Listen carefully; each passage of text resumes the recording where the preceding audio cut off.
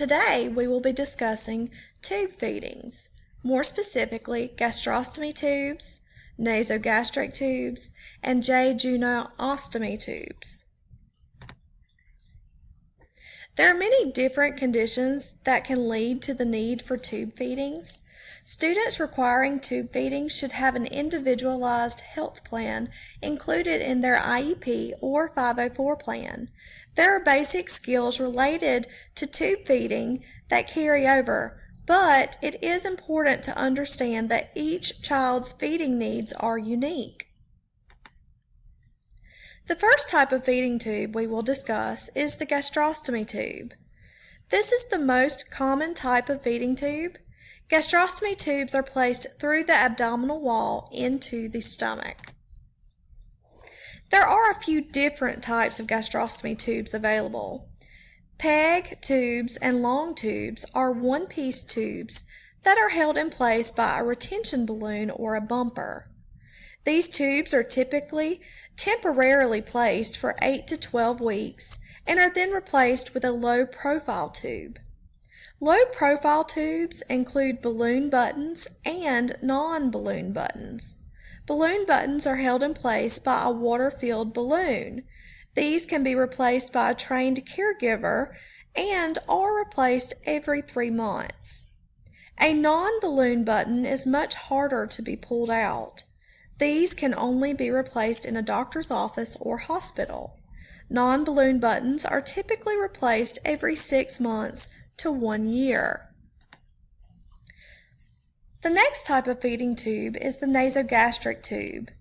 These tubes enter through the nose and run down the esophagus into the stomach. This type of feeding tube is temporary and needs to be changed every 3 days to 4 weeks depending on the type. Nasogastric tubes are often used to get quick nutritional benefits and to determine if longer-term tube feeding would be beneficial. Jejunostomy tubes are feeding tubes that are placed directly into the intestine rather than the stomach. It is important to consider stoma care of jejunostomy tubes. The stoma is the insertion point of the feeding tube in the body. Jejunostomy tubes tend to leak more than gastrostomy stomas and must be cared for more often to prevent irritation. Jejunostomies require continuous feedings over 18 to 24 hours. Tube feeding is a necessary means to receiving the nutritional needs of some students. By providing tube feedings at school, students are given the opportunity to learn in a school environment with their peers, regardless of health. It is important to also consider the social needs of the student. Some students may be comfortable receiving feedings around their peers, while some may prefer privacy. A teacher or a paraprofessional may implement feedings as decided and trained by the school nurse. The student's individualized health plan should include possible complications to monitor and directions of what steps to take if a complication occurs.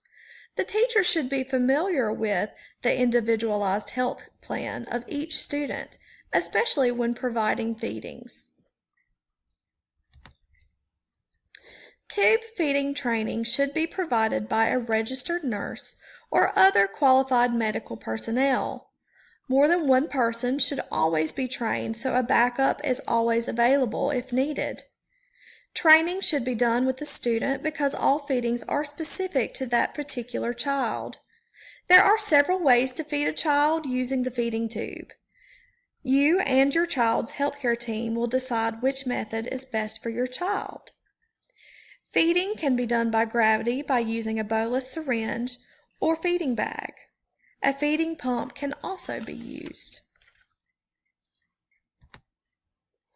There are many valuable resources available to parents and caregivers.